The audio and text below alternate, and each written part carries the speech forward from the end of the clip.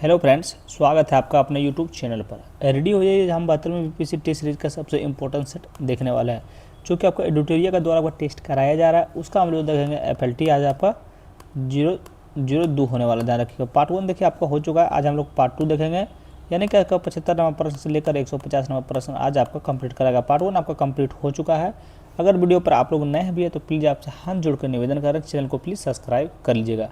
Video को 1.15x पे देखिएगा, वीडियो को थोड़ा सा स्पीड बढ़ा लीजिएगा। चलिए बिना कोई देर किए हुए चलते हैं सीधा प्रश्न नंबर 76 की ओर। चलिए यहाँ से स्टार्ट करते हैं प्रश्न नंबर 76 से। देखिए पहला नंबर प्रश्न आपका क्या बोल रहा है, ध्यान रखिएगा। देखिए शरीर के प्रतिरोधक क्षमता से जुड़ा सबसे महत्वपूर्ण कोशिका का प्रकार है। बताइए सबसे महत्वपूर्ण कोशिका प्रकार है तो आपका लिम्फोसाइट है। याद रखिए कौन सा, लिम्फोसाइट है। देखिएगा प्रतिरक्षा तंत्र में ऐसी कोशिकाएं होती है जो हमलादार रोगनाशक को मार देती है। ध्यान में रखिएगा, रोगजनक को मार देती है। हमारे शरीर में लिम्फोसाइट, मोनोसाइट, न्यूट्रियोफिल, एनोसिनोफिल और विशोफिल जैसी प्रतिरक्षा कोशिकाएं होती हैं जो भारी रोगजनक को नष्ट करके हमारे शरीर की सुरक्षा प्रदान करती है। ध्यान रखिएगा। चलिए अगला प्रश्न पढ़ते हैं, प्रश्न नंबर 77 की ओर। बताइए अधिकतर एंजाइम होते हैं, ये अधिकतर एंजाइम होते हैं तो आपको प्रोटीन में होते हैं। किसमें होते हैं, तो अधिकतम एंजाइम आपका प्रोटीन में होते हैं। देखिए एंजाइम एक प्रकार का जैविक उत्प्रेरक होते हैं जो जैव रासायनिक अभिक्रिया की दर को बढ़ा देते हैं। प्रोटीन प्रकृति की ऐसी कार्बनिक पदार्थ हैं जो जीवित कोशिकाओं में उत्प्रेरक का कार्य करते हैं, एंजाइम कहलाते हैं। एंजाइम शब्द का प्रयोग सर्वप्रथम कुहने ने किया था। सर्वप्रथम आपका कौन किया था, कुहने ने किए थे, याद रखिएगा। चलिए अगला प्रश्न पढ़ते हैं, प्रश्न नंबर 78 की ओर। क्लास आप लोग को अच्छा लग रहा हो तो प्लीज़ आपसे हाथ जोड़ कर निवेदन है, चैनल को जरूर सब्सक्राइब कीजिएगा और अभी तुरंत सब्सक्राइब कर लीजिए। तो निम्नलिखित में से कौन प्रतिजैविक औषधि है, मतलब निम्नलिखित में से कौन प्रतिजैविक औषधि है। तो ये आपका राइट आंसर आपका कौन सा होगा, चलिए बताइए। चलिए इसका आंसर आप लोग कमेंट बॉक्स में बताइएगा। एक क्वेश्चन हम फर्स्ट में छोड़ दिए ताकि आप लोग को आंसर इसमें कमेंट बॉक्स में बता सकें। चलिए नेक्स्ट क्वेश्चन चलता है, प्रश्न नंबर 79 की ओर। तो ऊष्मा स्थानांतरण जिसके लिए कमी माध्यम की आवश्यकता नहीं होती है कहलाता है। तो क्या कहलाता है, तो आपका विकिरण कहलाता है। क्या कहलाता है, तो विकिरण कहलाता है, याद रखिएगा। नेक्स्ट क्वेश्चन चलता है, प्रश्न नंबर 80 को। देखिए कणीय तत्व क्या है, बताइए कणीय तत्व क्या है। तो कणीय तत्व आपका वायु प्रदूषक है। क्या है, तो वायु प्रदूषक है। देखिए कणीय तत्व कण को प्रदूषक कहा जाता है। क्या, कणीय तत्व को कण प्रदूषक कहा जाता है जो वायु के प्रदूषण के रूप में कार्य करता है। अत्यंत छोटे होने के कारण श्वास के सीधे शरीर में प्रवेश कर जाता है और जिससे कई गंभीर समस्याएं उत्पन्न होती है। इसे रक्त, धूल, प्रांगण, भारी धातु आदि आते हैं, याद रखिएगा। नेक्स्ट क्वेश्चन पे चलते हैं, प्रश्न नंबर 80 की ओर। बताइए विधि है पदार्थों का प्रतिकरण है। ये आपका साइंस का टेस्ट हो रहा है, ये ध्यान रखिएगा। इस चीज़ आप लोग का, ये आपका GS का कोई मतलब सेट नहीं कराया जा रहा है, ये सिर्फ आपका स्पेशल साइंस का है। ये चीज़ आप लोग को ध्यान रखिएगा। देखिए विधि है अब पदार्थ का पृथक्करण है। इसमें बोल रहा कितने आपका सही सुमेलित हैं, कितने आपका सही सुमेलित। देखिए निस्तारण, ओजोन से भूसा को पृथक करना, बिल्कुल आपका गलत है। तो देखिए वाष्पन, द्रव में घुले ठोस को अलग करना, ये आपका बिल्कुल सही हो जाएगा, ये आपका बिल्कुल गलत हो जाएगा। तो देखिए इसका right answer option number B हो जाएगा, केवल 2 आपका बिल्कुल सही है। देखिए निस्तारण जो आपका है, देखिए निस्तारण एक ऐसी पृथक्करण विधि है जिसमें कई घुलनशील ठोस पदार्थ और द्रव से अलग किया जाता है, ध्यान रखिएगा। देखिए अब अगला आपका कौन सा है, निश्वासन। निश्वासन देखिए इसका सही उत्तर क्या हो जाएगा। देखिए निश्वासन एक ऐसी विधि है जिससे हवा की सहायता से हल्के पदार्थ को भारी पदार्थ से अलग किया जाता है। उदाहरण के तौर पर अनाज से भूसा को पृथक करना, याद रखिएगा। नेक्स्ट क्वेश्चन पे चलते हैं, प्रश्न नंबर 82 की ओर। तो निम्नलिखित में से कौन सा तने का कार्य नहीं है, मतलब निम्नलिखित में से कौन सा तने का कार्य नहीं है, कौन सा तने का कार्य नहीं है। देखिए इसका राइट आंसर आपको कौन सा होता है, इसमें देखिए आपका तना जल एवं खनिज लवणों को पत्तियों तक ले जाता है, बिल्कुल आपका गलत हो जाएगा। भोजन तने से होकर पौधे के अन्य भागों तक, बिल्कुल गलत है। तना तो तरफा मार्ग कार्य करता है, बिल्कुल आपका गलत हो जाएगा। इसका राइट आंसर आपका ऑप्शन नंबर डी जो उपयुक्त कोई भी आपका कार्य नहीं है, कोई भी कार्य नहीं है। थोड़ा सा इसको एक सेकंड इसको थोड़ा सा आप लोग ChatGPT करके देख लीजिएगा। देखिए क्वेश्चन में हमको कुछ समझ में नहीं आ रहा है क्योंकि इसका आंसर हमको यहाँ कुछ और दिया हुआ है, यहाँ लिखा कुछ और है, तो इसीलिए इसमें थोड़ा सा हम स्टार मार देते हैं। इसका आंसर थोड़ा सा आप लोग एक बार देख लीजिएगा। चलिए अगला नंबर प्रश्न देखते हैं, प्रश्न नंबर 83 की ओर। देखिए बहुमूर्तिदर्शी में किसका उपयोग किया जाता है, बताइए बहुमूर्ति दर्शी में किसका उपयोग किया जाता है। तो को प्रकाश का परावर्तन का उपयोग किया जाता है, किसका, तो प्रकाश का परावर्तन का उपयोग किया जाता है। 84 नंबर प्रश्न के निम्नलिखित में से कौन कृत्रिम चुंबक का प्रकार नहीं है। तो निम्नलिखित में से कौन कृत्रिम चुंबक का प्रकार नहीं है, तो कौन सा आपका कृत्रिम चुंबक का प्रकार नहीं है, ये आप लोग को बताना है कौन सा नहीं है। तो देखिए इसमें से आपको कोई भी जो है आपका कोई भी आपका कृत्रिम चुंबक का प्रकार नहीं है, याद रखिएगा। नेक्स्ट क्वेश्चन चलते हैं। देखिए इसका थोड़ा सा सोल्यूशन सुन लीजिएगा तो थोड़ा सा। देखिए कुछ चट्टानों में लोहे के टुकड़े और आकर्षित करने का गुण होता है, प्राकृतिक रूप से मिलने वाला इन पदार्थों को चुंबक कहते हैं, याद रखिएगा। नेक्स्ट क्वेश्चन पे चलते हैं, प्रश्न नंबर 85 को। निम्नलिखित कथनों पर विचार कीजिए, सत्य कथन का चयन कीजिए। देखिए कथन 1 में मर्द का पाचन मुख में ही प्रारंभ हो जाता है, जो कि बिल्कुल आपका सही है। प्रोटीन का पाचन आमाशय में प्रारंभ होता है, बिल्कुल आपका सही हो जाएगा। ध्यान रखिए इसका राइट आंसर आपका ऑप्शन नंबर सी हो जाएगा। दोनों कथन आपका बिल्कुल सही है। नेक्स्ट क्वेश्चन देते हैं, प्रश्न नंबर 86 के। देखिए राम अपने प्रतिबिंब को समतल दर्पण में देख रहा है। दर्पण तथा उसके प्रतिबिंब के बीच की दूरी 6 मीटर। यदि वह दर्पण की ओर 2 मीटर चलता है तो राम और प्रतिबिंब के बीच की दूरी होगी, इनके बीच की दूरी आपका 8 मीटर होगी। थोड़ा सा इसको आप लोग को सॉल्व करना पड़ेगा, तो इसलिए आप लोग थोड़ा सा ध्यान रखिएगा, 8 मीटर हो जाएगा। नेक्स्ट क्वेश्चन में चलते हैं, प्रश्न नंबर 87 की ओर। चलिए बताइए निम्नलिखित युग्मों में से कौन सा सही सम्मिलित नहीं है। तो कौन सा आपका सही सम्मिलित नहीं है, ये आप लोग को मतलब कि उत्तल दर्पण अधिक छेदन में दृश्य का प्रतिबिंब बना सकता है। क्या कथन 1 आपका सही हो जाएगा, तो कथन 1 आपका बिल्कुल सही है। कथन 2 में अवतल दर्पण दंत चिकित्सक द्वारा प्रयोग हुई, बिल्कुल आपका सही हो जाएगा। उत्तल लेंस आवर्धक लेंस की भांति प्रयोग, बिल्कुल आपका सही हो जाएगा। समतल दर्पण सीधा तथा बिंब के साइड में छोटा प्रतिबिंब, बिल्कुल आपका गलत हो जाएगा। इसमें कौन सा सही सम्मिलित नहीं, तो ऑप्शन नंबर डी आपका सही सम्मिलित नहीं है। ध्यान रखिए, समतल दर्पण हो जाएगा सीधा तथा बिंब के साइज से छोटा प्रतिबिंब, याद रखना। नेक्स्ट क्वेश्चन पे चलते हैं, प्रश्न नंबर 88 के। तो निम्नलिखित कथनों पर विचार कीजिए, असत्य कथन का चयन करें। इसमें असत्य कथन आपका कौन सा हो जाएगा, ये आप लोग को बताना है। देखिए 1 में दही, नींबू का रस एवं सिरके का स्वाद खट्टा होता है, जो कि बिल्कुल आपका सही हो जाएगा। बेकिंग सोडा खाने का सोडा का प्राकृतिक अम्लीय होता है, बिल्कुल आपका गलत हो जाएगा। एसिड शब्द का उत्पत्ति ग्रीक शब्द का एरियस से हुई है, बिल्कुल आपका गलत हो जाएगा। ध्यान रखिए इसका राइट आंसर आपका कौन सा हो जाएगा, इसमें बोला कौन सा आपका असत्य है, तो 2 और 3 आपका असत्य है। नेक्स्ट क्वेश्चन में चलते हैं, प्रश्न नंबर 89 की ओर। बताइए करण है और उपचार है, इसमें बोल रहा है कौन सा सही सम्मिलित नहीं है। कौन सा आपका सही सम्मिलित नहीं है, तो याद रखिए। देखिए आपका चींटी का डंक आपका मेलामाइन, ये आपका बिल्कुल सही सम्मिलित नहीं है, याद रखिए बिल्कुल आपका सही सम्मिलित नहीं है। देखिए चींटी जब काटती है तो उसके त्वचा में अम्लीय द्रव डाल देती है। डंक के प्रभाव से न्यूमिनी खाने का सोडा, सोडियम हाइड्रोकार्बोनेट अथवा केलेमाइन विलयन मरकर उदासीन किया जाता है, जिसे कार्बोनेट होता है, याद रखिएगा। देखिए इसका राइट आंसर कौन, इस बाकी अम्लता आपका मिल्क और मैग्नीशियम बिल्कुल सही है। अम्लीय मृदा कैल्शियम ऑक्साइड बिल्कुल सही है। क्षारकीय मृदा जब पदार्थ, ये बिल्कुल आपका सही है। नेक्स्ट क्वेश्चन में चलते हैं, प्रश्न नंबर 90 के। चूने का पानी का दूधिया हो जाता है यदि इसमें प्रभावित की जाए।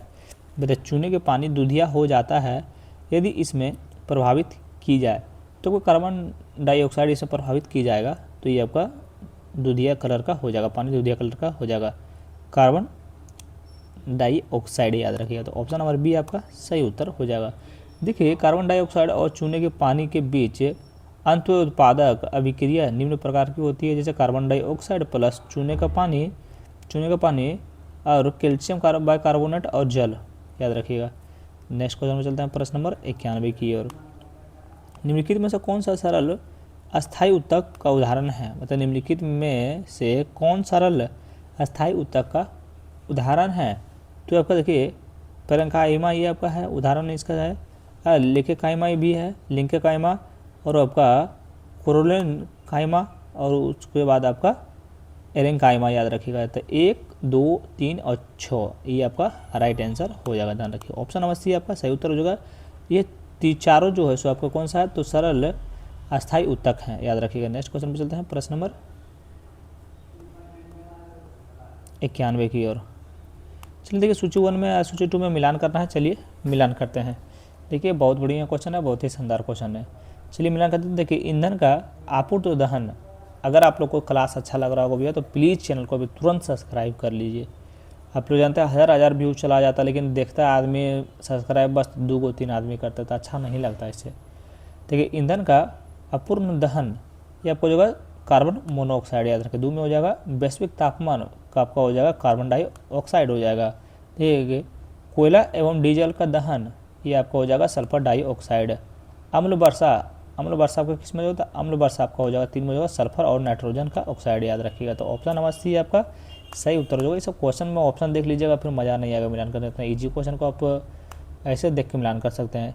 निम्न कथनों में से सत्य कथन का चयन करें। निम्न कथनों में से सत्य कथन का चयन करें, और कौन सा कथन आपका सही है ये आप लोग को बताना है। देखिए वातपोत्सर्जन में क्रिया अस्टोमेटा द्वारा होती है, जो कि बिल्कुल आपका सही हो जाएगा। फ्लोएम खनिज लवण एवं भोजन पौधों का विभिन्न भागों तक पहुंचाता है, जो कि बिल्कुल आपका गलत हो जाएगा। तो ऑप्शन नंबर ये आपका राइट आंसर हो जाएगा, केवल एक आपका सही है। 94 में प्रश्न देखिए, निम्नलिखित कथनों पर विचार कीजिए, सत्य कथन का चयन करें। सत्य कथन का चयन करें। नाइट्रोजन और फास्फोरस सीधे वृहद पोषक कहलाते हैं, जो कि बिल्कुल आपका सही हो जाएगा। आयरन तथा मैग्नीज पौधे के सूक्ष्म पोषक कहलाते हैं, बिल्कुल आपका सही है। पौधे में वृहद पोषकों की प्राप्ति मृदा द्वारा की जाती है, बिल्कुल आपका सही हो जाएगा। ध्यान रखिए तीनों कथन आपका सही है, तो उपयुक्त में से सभी आपका राइट आंसर हो जाएगा। अगला 95 में देखिए, निम्नलिखित कथनों पर विचार कीजिए। निम्नलिखित कथनों पर विचार कीजिए और कौन सा कथन आपका सही है ये आप लोग को बताना है।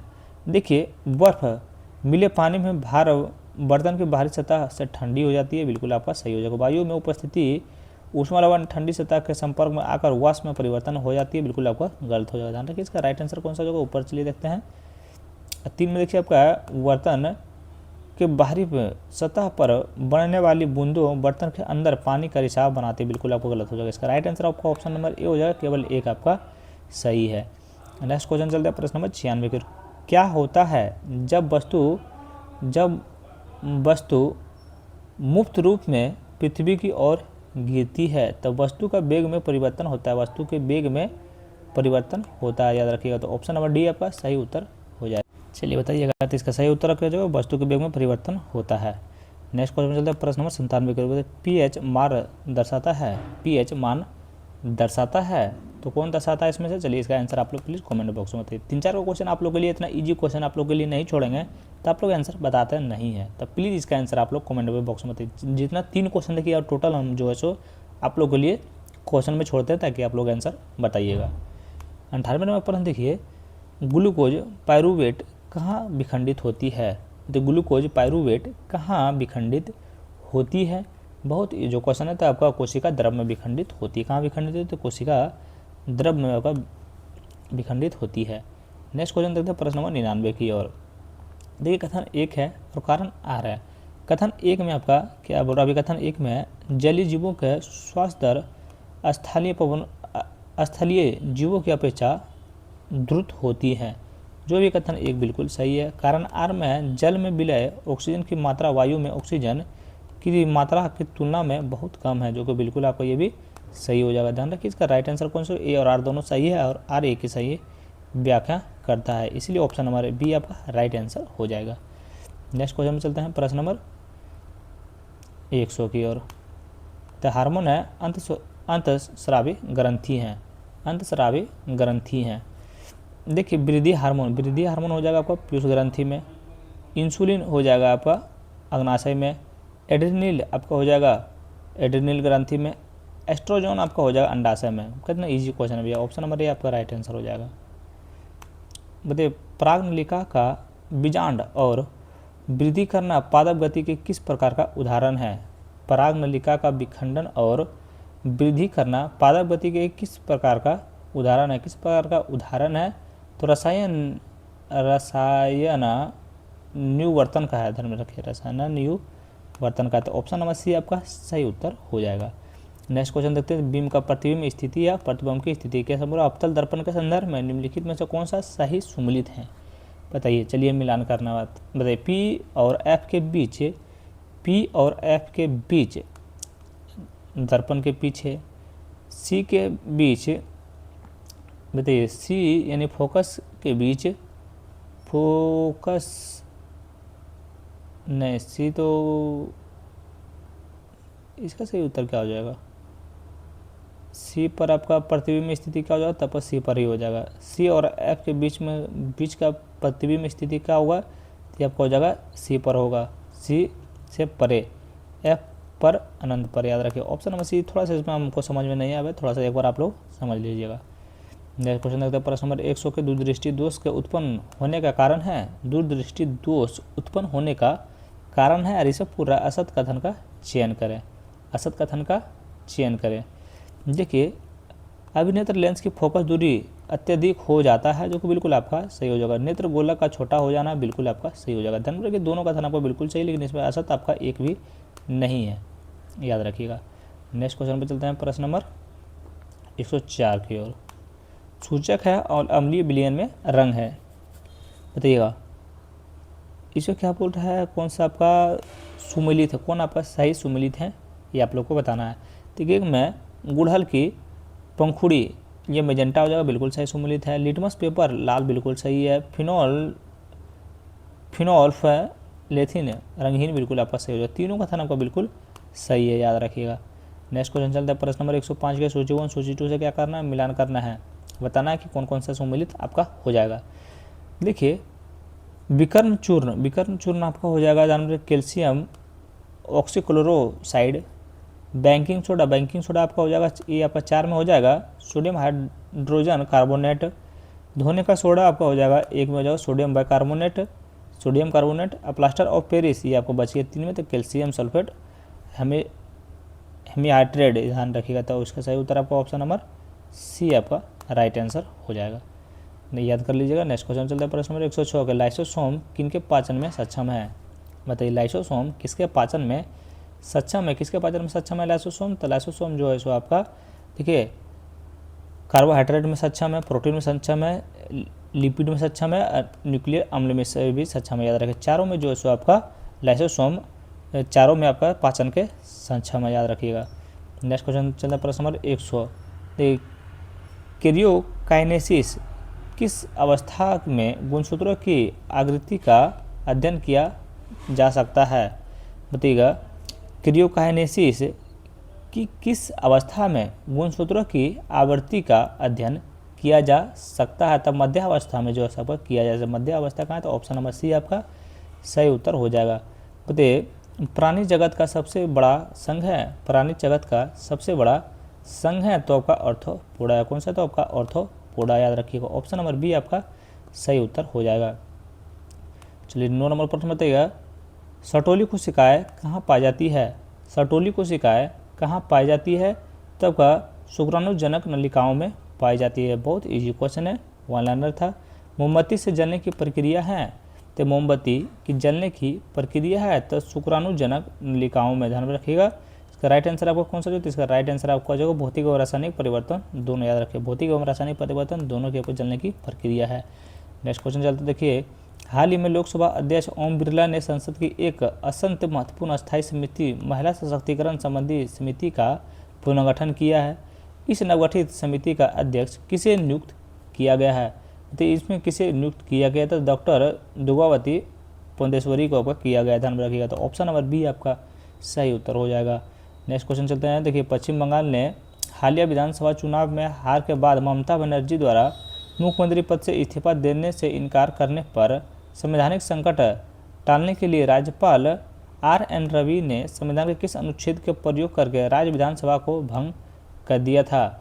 बताइए, तो आपका अनुच्छेद 174 का 2 का बी के लगा के आपका जो है राज्यसभा को आपको भंग कर दिया था, याद रखिएगा। विधानसभा को भंग किया था, तो ऑप्शन नंबर आपका ऑप्शन नंबर ए आपका राइट आंसर हो जाएगा। 174 का 2 बी के तहत विधानसभा को भंग किया था। 13 नंबर पर देखिए, state of India's digital economy 2026 के रिपोर्ट के अनुसार भारत AI प्रदर्शन में दुनिया में डैश स्थान पर एवं डिजिटल अर्थव्यवस्था में रैंकिंग B स्थान पर रहा है। तो B स्थान पर आपका रहा है, तो आपको देखिए ए स्थान पर रहे हैं, आपका चौथे स्थान पर यहाँ रहते हैं, ये आपका चौथे स्थान पर रहते हैं, और यहाँ आपका बी का स्थान पर आपका 5वें रहते हैं, 5वें स्थान पर रहते हैं, चौथे और 5वें, चौथे और 5वें, ऑप्शन नंबर ये आपका सही उत्तर हो जाएगा। नेक्स्ट क्वेश्चन पे चलते हैं, प्रश्न नंबर 14 की ओर। तो हाल ही में जल शक्ति मंत्रालय ने भारत के ग्रामीण क्षेत्रों में सुरक्षित, स्वच्छ और नियंत्रण पेयजल की आपूर्ति सुनिश्चित करने के लिए 5 राज्यों और केंद्रशासित प्रदेशों के साथ सुधार केंद्रित त्रिपक्षीय समझौता ज्ञापन पर हस्ताक्षर किए हैं। इस समझौते में निम्न कौन सा राज्य केंद्र शासित प्रदेश में शामिल है? कौन सा राज्य केंद्र शासित प्रदेश में शामिल है? तो देखिए आपका अरुणाचल प्रदेश शामिल है, याद रखिएगा, झारखंड भी आपका शामिल है, याद रखिएगा, और आपका पुदुचेरी भी आपका शामिल है, और आपका नागालैंड भी शामिल, बिहार इसमें से आपका शामिल नहीं है, याद रखिएगा।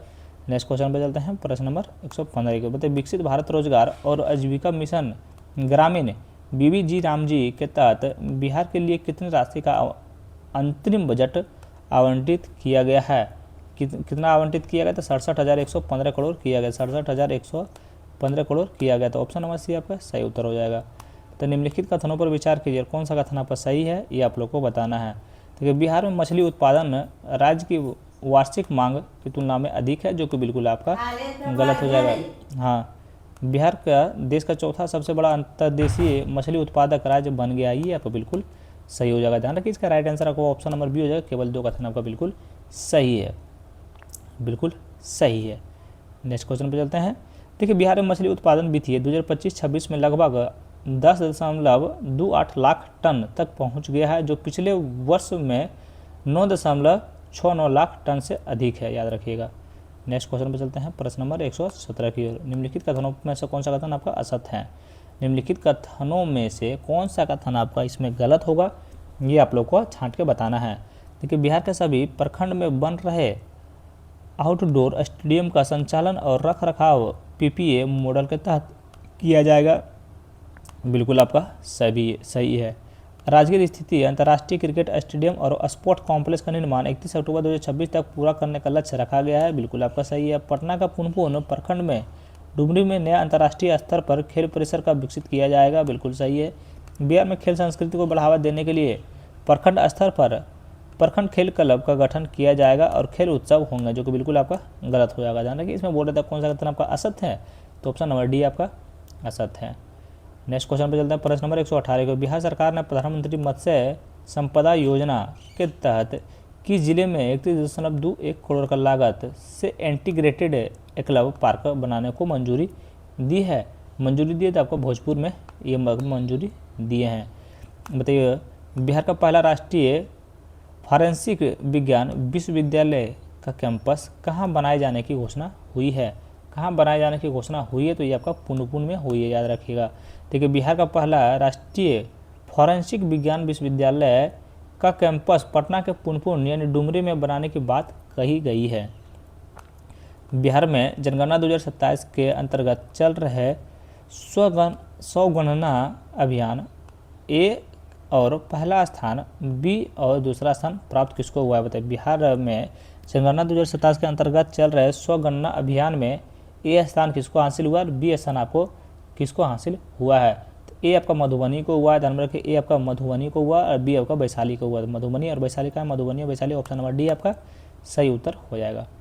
121वां प्रश्न बताइए, शिशु मृत्यु में बीमारियों के संदर्भ में NFHS6 के डेटा के अनुसार निम्नलिखित कथनों पर विचार कीजिए। उपयुक्त में से कौन सा कथन आपका सत्य है, ये आप लोग को बताना है। तो बच्चों में एक्यूट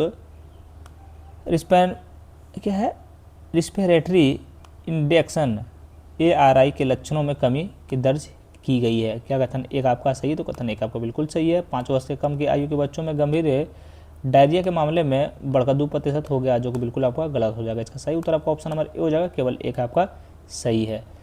नेक्स्ट क्वेश्चन चलते हैं, प्रश्न नंबर 122 के। NFHS6 रिपोर्ट के संदर्भ में निम्नलिखित कथनों पर विचार कीजिए। निम्नलिखित कथनों पर विचार कीजिए। देखिए अभिकथन एक है, कारण आगे होगा कि बिहार में मातृ एवं शिशु दर MMR और IMR को कम करने के सकारात्मक प्रगति देखी जा रही है। ध्यान रखिए अभिकथन एक आपको ये बिल्कुल आपका सही है, ध्यान रखिए ये आपको बिल्कुल सही है। कारण आर में देखिए यहाँ पर आपका होगा, कारण आर में राज्य के संस्थागत प्रभाव प्रसव अस्पतालों में जन्म की दर में नियंत्रण सुधार हुआ है और गर्भावस्था में पहली तिमाही में जांच ANC कराने वाली महिलाओं की संख्या बढ़ाई गई है। ध्यान रखिए ये भी आपका बिल्कुल सही है। तो ए और आर दोनों आपका सही है और आर ए की सही व्याख्या करता है, इसलिए ऑप्शन नंबर ए आपका सही उत्तर हो जाएगा। नेक्स्ट क्वेश्चन चलता है प्रश्न नंबर 123 की ओर। हाल ही में बिहार में गुमशुदा या लापता बच्चों को पूरा विवरण किस पोर्टल पर दर्ज करने की कानूनी रूप से अनिवार्य किया गया है? तो हाल ही में बिहार के गुमशुदा या लापता बच्चों का पूरा विवरण किस पोर्टल पर दर्ज करने की कानूनी रूप से अनिवार्य किया गया है? तो का मिशन वत्सयान पोर्टल पर आपको किया गया, ध्यान रखिएगा। देखिए मिशन वत्सल पोर्टल पर आपका ये जो अनिवार्य किया गया है। 124 नंबर प्रश्न होता है, निम्नलिखित कथनों पर विचार करें और सत्य कथन का चयन करें। निम्नलिखित कथनों पर विचार कीजिए और सत्य कथन का चयन कीजिए। कौन सा कथन आपका सही है? भारत के 100वें रामसर स्थल के रूप में सुरहा ताल को अधिसूचित किया गया है, जो कि बिल्कुल आपका सही हो जाएगा। रामसर स्थलों की संख्या के मामले में भारत का तीसरा स्थान है, बिल्कुल आपका सही हो जाएगा। ध्यान रखिए इसका राइट आंसर आपका 1 और 3 सही उत्तर, 1 और 3 आपका सही उत्तर हो जाएगा। ऑप्शन नंबर सी आपका राइट आंसर हो जाएगा। देखिए वर्थ नेवर नीति किस देश की एक अनूठी विदेशी है? विदेश नीति है। देखिए अर्थ नेवर नीति किस देश की एक अनूठी विदेश नीति है? तो विदेश नीति है तो ये आपका मंगोलिया की विदेश नीति है, याद रखिए। ऑप्शन नंबर सी आपका सही उत्तर हो जाएगा। देखिए वैश्विक शांति सूचकांक 2026 में भारत की रैंक कितनी है? भारत की रैंक कितनी है? तो आपको भारत की रैंक 127 है। नेक्स्ट क्वेश्चन में चलते हैं प्रश्न नंबर 127 के बताइए, निम्नलिखित कथनों पर विचार कीजिए, सत्य कथन का चयन कीजिए। निम्नलिखित कथनों पर विचार कीजिए और सत्य कथन का चयन कीजिए। इसमें सत्य आपका एक भी नहीं है, याद रखिए। बताइए हाल ही में संयुक्त राष्ट्र महासभा के 81वें सत्र के अध्यक्ष किसे निर्वाचित किया गया है? तो हाल ही में संयुक्त राष्ट्र सुरक्षा के 81वें सत्र का अध्यक्ष किसे निर्वाचित किया गया है? किसे निर्वाचित आपका किया गया है? तो ये आपका देखिए किसको निर्वाचित किया गया है? खलीलुर रहमान को। हाँ, खलीलुर रहमान को नियुक्त किया गया है। 89 नंबर प्रश्न, संघाई सहयोग संगठन के 50वीं वर्षगांठ के अवसर पर central Asia the core of SCO के space of the end shared development शीर्षक वाले अंतर्राष्ट्रीय सम्मेलन का आयोजन कहाँ किया गया था? इसका आयोजन कहाँ किया गया था? तो दुशांबे में आपका इसका सहयोग किया गया था। कहाँ? दुशांबे में। देखिए इसके बारे में थोड़ा सा मुझे जानते हैं। देखिए संघाई सहयोग संगठन यानी कि SCO की 50वीं वर्षगांठ का अवसर पर central Asia the core of the SCO the space of peace and shared development शीर्षक वाले अंतर्राष्ट्रीय सम्मेलन का आयोजन 12 जून 2026 को तजाकिस्तान की राजधानी दुशांबे में किया गया था, याद रखिएगा। नेक्स्ट क्वेश्चन में चलता है प्रश्न नंबर 130 की ओर। चलिए बिना ऑप्शन देखे वो मिलान करना है तो ज़्यादा मज़ा आएगा।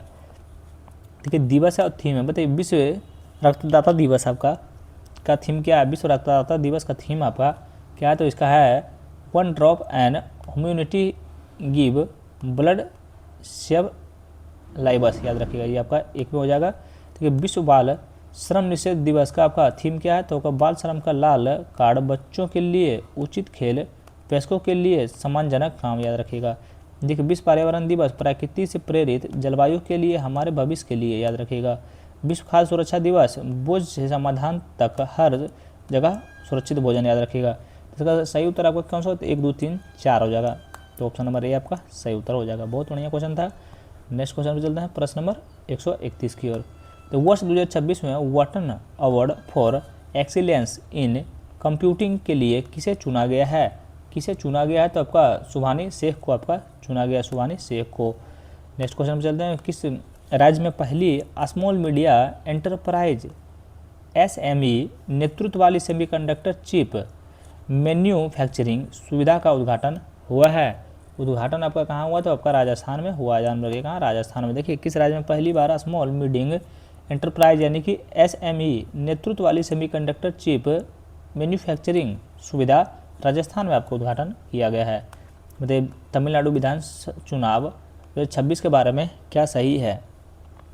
तमिलनाडु विधानसभा चुनाव 2026 के बारे में सही कथन का चयन करिए। ऊपर जो कथन दिया है इसमें कौन सा कथन आपका सही है ये आप लोग को बताना। देखिए 1 मई 2026 में अभिनेता के NB जोसेफ विजय ने तमिलनाडु के 23वें व्यक्तिगत मुख्यमंत्री कार्यक्रम के रूप में शपथ लिए, जो कि बिल्कुल आपका सही हो जाएगा। अभिनेता विजय की पार्टी तमिलनाडु वेत्री कडनम 108 सीटें जीतकर सबसे बड़ी पार्टी बन गई है। तमिलनाडु में कुल विधानसभा 134 सीटों की लोकसभा की सीटें 39 राज्य के और 18 सीटें याद रखिए। राज्यसभा की 18, लोकसभा की सीटें आपको 39 और राज्यसभा की सीटें 18, बिल्कुल आपका सही हो जाएगा। तीनों कथन आपका इसमें जो है बिल्कुल सही है।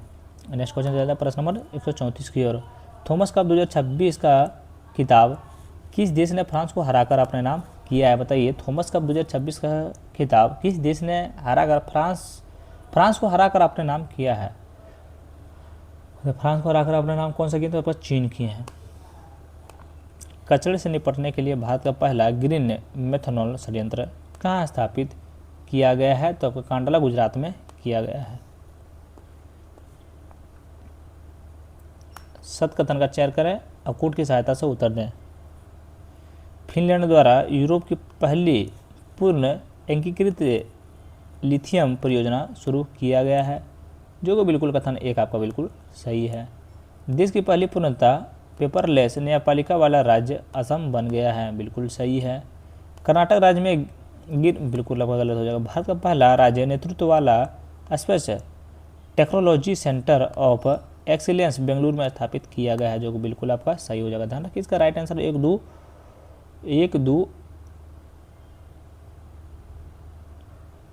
अरे यार, देखिए कर्नाटक का गिग में वर्कर्स के लिए भारत की पहली डिजिटल शिकायत निवारणी प्रणाली शुरू की है, ये बिल्कुल आपका सही हो जाएगा। 2 आपका गलत हो जाएगा, ध्यान रखिएगा। राइट आंसर हो जाएगा 1, 2 और 4 आपका सही उत्तर हो जाएगा। नेक्स्ट क्वेश्चन पर चलते हैं प्रश्न number 137। International big cat alliance 26वें सदस्य देश के तौर पर कौन शामिल हुआ है? बताइए, इंटरनेशनल बिग कैट अलियांस में 26वें सदस्य देश के तौर पर कौन शामिल हुआ है? कौन आप शामिल हुए हैं? तो आपका सऊदी अरब शामिल हुए हैं, याद रखिएगा। बहुत बढ़िया क्वेश्चन है। देखिए, किसने पर्यावरण जागरूकता के लिए वामन वन पहल की शुरू करने की घोषणा की है? कौन आपको घोषणा की है? तो आपका दिल्ली वन विभाग की है। कौन? दिल्ली वन विभाग कहाँ है? तो ऑप्शन नंबर आपका सी राइट आंसर हो जाएगा। तो दक्षिण कोरिया के किस शहर में मई 2026 में भारतीय युद्ध स्मारक का उद्घाटन किया गया है? तब वो सियोल में उद्घाटन किया गया। कहाँ? तो सियोल में उद्घाटन किया गया है। बिहार सरकार ने सभी गाँवों को कब तक वाईफाई की सुविधा देने का निर्णय लिया है? बिहार सरकार ने सभी गाँवों को कब तक वाईफाई की सुविधा देने का निर्णय लिया है? तो 2027 तक लिए हैं। तो आँख मून के सबको क्वेश्चन को सही मारना भैया। तो जब प्लेनेट के एक प्रत्यक्ष अक्ष पर अपने वर्णमाला क्रम में व्यवस्थित किया जाता है तो नए समूह में बाएं छोर से दूसरे अक्षर के दाएं छोर से दूसरे अक्षर के बीच अंग्रेजी वर्णमाला श्रृंखला में कितने अक्षर हैं? कितने अक्षर है? तो ये आपका टोटल 10 अक्षर हैं, याद रखिएगा। यहाँ से थोड़ा सा आप लोग को मैथ आ गई भाई, यहाँ से आप लोग को खुद सॉल्व करना पड़ेगा, ध्यान रखिएगा। देखिए इसका सही उत्तर आपका कौन सा हो जाएगा? 10 अक्षर है। चलिए अगला देखिए, इसका सही उत्तर आपका ऑप्शन नंबर सी हो जाएगा 25 डिग्री सेल्सियस। इस सबको आपको खुद सॉल्व करना पड़ेगा और बताइएगा लास्ट में कि आप लोग को कितना नंबर आ रहा है। तो इसका सही उत्तर आपका, अगर इसका PDF चाहिए तो आपको टेलीग्राम ज्वाइन हो जाएगा, टेलीग्राम पे आपको PDF मिल जाएगा अभी तुरंत। इसका राइट आंसर हो जाएगा आपका ऑप्शन नंबर ए हो जाएगा। 144 का सही उत्तर आपका ऑप्शन नंबर बी हो जाएगा। 145 का आपका सही उत्तर कौन सा हो जाएगा? तो ऑप्शन नंबर बी हो जाएगा।